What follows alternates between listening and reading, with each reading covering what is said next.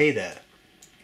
I was sent another pen by John. John also lent me the Metaxas pen that I reviewed a while ago, which was a Kickstarter project, and here's yet another Kickstarter project. I can say right off the bat that I've had some issues with this pen, so I will address them in the video, yeah. Okay, we're talking about the Venustas pen. Comes in this cute pyramidal box. This is the Carbon V model. These pens are designed and handcrafted in Paris, France, in the Atelier Venustas Paris, and you can get them on venustas.com. Venustas, so if you know, venustas.com. And it's this is the box. There are instructions on how to use the pen, and you know, how to fill it, etc. The Carbon V. The Carbon V has carbon fiber. Well, it's, yeah. What do you call that? Has carbon fiber. It's made of carbon fiber stuff. Has a carbon fiber coat, and this is the pen. All right. It's a thinner pen, as you can see here. I'm going to cover the parts of the pen. I'll tell you what I like about it, what I don't like about it, and I'll do a writing sample. Start at the very top of the pen. It's a very slim pen with this slanted cut, or a biased cut, some would say, and it's you know, it has that carbon fiber covering, a little breather hole there, just to not draw a vacuum. I don't know if the camera is really picking up the carbon fiber. It's a little hot with the current light to really capture that. Yeah, there's this carbon fiber. If you've never seen that, it's, yeah, look it up. It's interesting pattern. Okay, then you have the pen, and then you have a thing in the center here. Then you have a barrel that ends in this shape, also slanted, and then you have a little metal retainer for posting the pen. Okay, it's a clutch mechanism, so you also have one of those metal retainers right there. Here we have the nib. This is a medium nib. It's a slightly folded nib.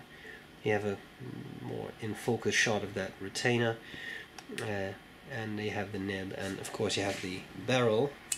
The barrel has a double clutch system, so it's supposed to not come off. So when you're supposed to hold this at the center there, but were you to hold it at the barrel and you pull this, and the cap should come off first because it only has one clutch, whereas the barrel has multiple clutches.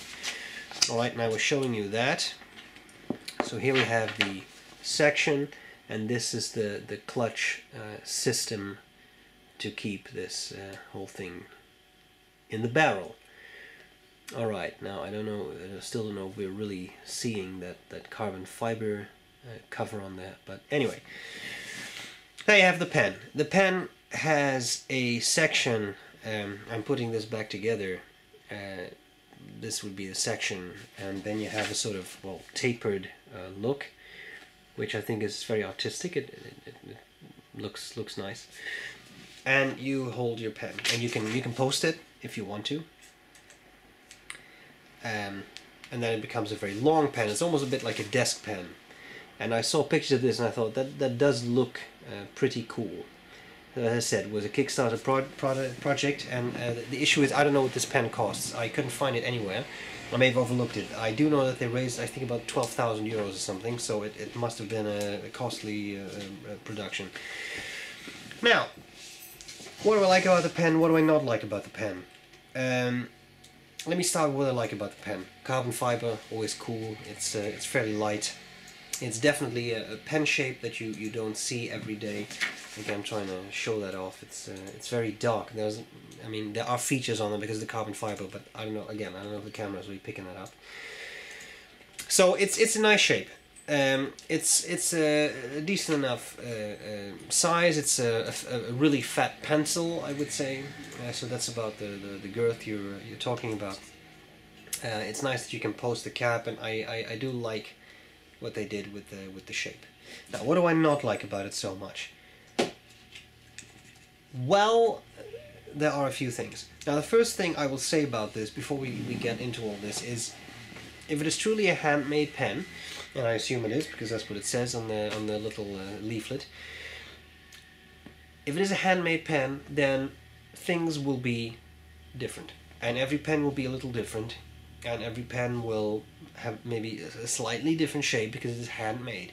It's not like, say, a Parker Sonnet that is churned out with X amount a day, completely machine made, etc. It is a handmade pen. But even so, there are still a few things that I noticed that I'm not too fond of.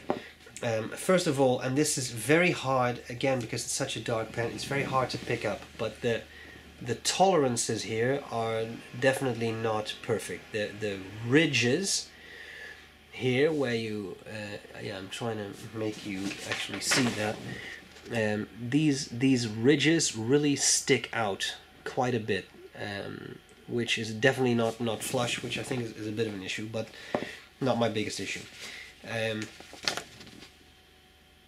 That clutch, I understand it has to be there to keep the cap in place, but I don't know if it's the world's most aesthetic solution.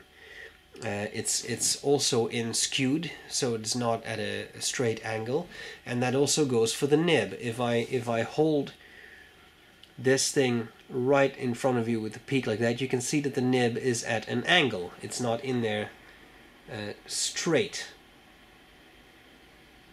So yeah, that I find that kind of distracting. Now, before I list the other issues, of course there are objective issues and there are subjective issues when you review a product. Sorry. A subjective issue could be something like, I find this a fairly thin pen, and I may find that, but you may not find that at all. So today I don't really want to get into subjective things because, you know, for example, the design, I'm sure the design is not for everyone, but if you don't like it, you shouldn't buy it, right? So that's a subjective issue. But there are objective issues too. You could say that this clutch being there, if you don't really like the looks of that, that would be a subjective issue, right? That's subjective. But what is an objective issue is that neither that clutch nor the nib are in straight. They're at an off angle. That's an objective issue. But that's not the biggest issue. At the back, you also have one of those clutches, which is also not really in straight. But that's all not the big issue. Here's the kicker. I couldn't ink up the pen. It didn't work. Here I have a cartridge, standard international, what you're supposed to put in this according to the manual. I have opened up the section, I put in the cartridge, I push it in without particular pressure or force, I just put it in. I take the barrel and the barrel doesn't fit anymore. I cannot put the barrel on the pen. That is an objective issue. If you buy a fountain pen and you cannot put ink in it, then you cannot write with the fountain pen. And that's a problem. So, in theory, this is a dip pen. For a second, I thought maybe this is supposed to be a dip pen with a feed, where you just dip it in the ink. But no, because I read the manual, and it clearly states that this is how you should feed it. Now, I thought, okay, maybe I'm doing something wrong. It's possible. I will check online, and people described that they had issues getting the cartridge in, but that after a while it fit. And they also said that sometimes the barrel won't fit, but if you flatten these things out, then it may fit. Now, I'm not going to flatten out anything because it's not my pen. It was lent to me, but right now I can use it like this. So this is how it would work, and then of course this falls off because it has no purchase whatsoever. Yeah. Then I thought, you know what, maybe it's my fault. I used the wrong cartridge, because I checked this, I refilled it, I have a couple of empty cartridges, and I saw it's a Mont Blanc cartridge. Now Mont Blanc, the thing with the Mont Blanc cartridge, if you've never seen one, is they have this step down there. Not all internationals do. So I thought, my fault, probably wrong, stupid. So I took this. I don't know what this is, some brandless cartridge, but this is a prototypical international short cartridge. So I thought, okay, I'm going to put it in, puts in, definitely slides in, okay, got it covered, take the barrel, put it in. No, it doesn't fit. So it wasn't that. Then I thought, maybe, it's me, maybe I need to put in a converter.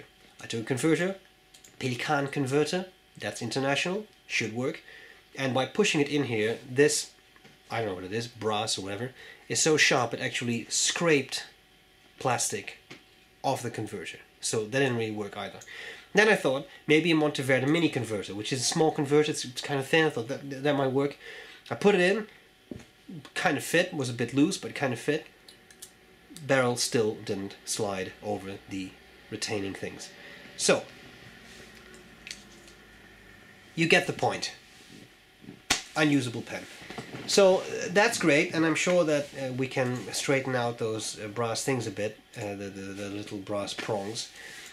But I don't really know what to do with this. If it's a Kickstarter project or not, if this is a pen, this is something I would have to send back, right? I'm not gonna tinker with a pen here. It should. If the nib doesn't write exactly the way you want it to write, you can always tune that. And of course you can also send it back if it doesn't write exactly the way you want it to write, but at least it writes. But I don't know if it writes. So what I did was I did dip the pen. I used it as such. That's what I will do for the writing sample too. And it writes. It writes nicely. It's actually a pretty decent medium nib. It's fairly smooth. It does everything it's supposed to do, but unfortunately it can't be fed ink. So there you have it. I'm not trying to be negative. I'm sure that there are other pens of this model that work, but I think the quality control needs to be upped a little bit here. And this kind of looks to me like a prototype, or maybe a beta testing version, and not really a finished product. So once that is covered and all pens are perfect, I mean, I forget about the clutches. I mean, they're there. You like them or you don't. That's all up to you. But the nib needs to be in straight. The clutches need to be in straight, and definitely the pen needs to be able to take a cartridge or a converter without you having to use a hammer and nail or whatever to try and put your pen back together. Having said that, I hope this was useful. I thank John for sending me this pen. It is a pen I definitely wanted to check out, so I'm glad I've had that opportunity. I will do a writing sample, dipping the pen, because that's all I can do. Measurements of the pen as well as high resolution pictures will be on the website. And I'm glad to see you later. Bye bye. Okay, here we go with the Venustas Carbon V, which has now been dipped into ink. The nib is a medium and the ink is Pelican Royal Blue.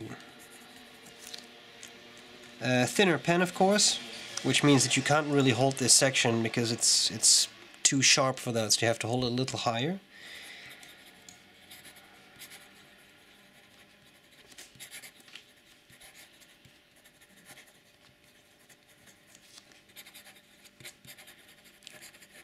The nib gives feedback, but it's not scratchy.